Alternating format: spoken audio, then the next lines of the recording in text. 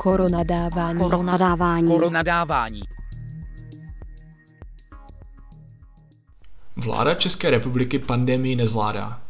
Pojďme si udělat takový malý průlet vládními rozhodnutími za poslední rok. Máme tady koronavirus, ale nevíme, co dělat, tak to asi všechno zavřeme.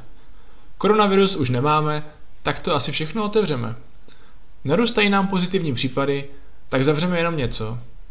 Uděláme si PES index a budeme se podle něj řídit. PES index je vlastně docela špatný, takže ho budeme muset změnit. Zakážeme prodej nápojů sebou. Vlastně povolíme prodej nápojů sebou.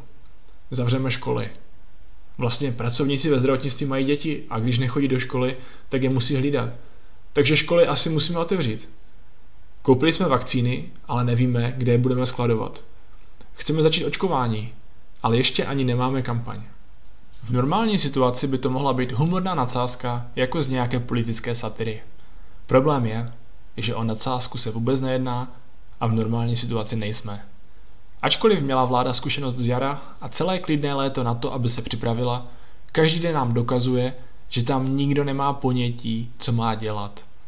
Vláda neumí nic předvídat, neumí se zamyslet a neumí se na nic připravit. Vláda pouze reaguje na situaci, která nastala.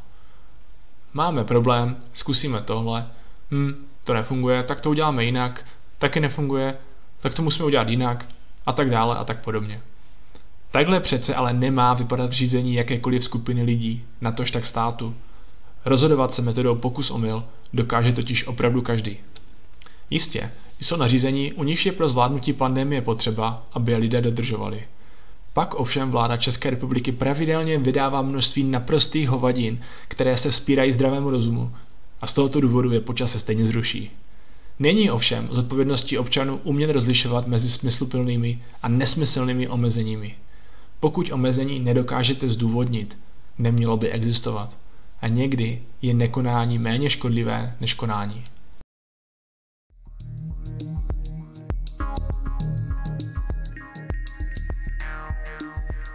Koronadávání. Koronadávání.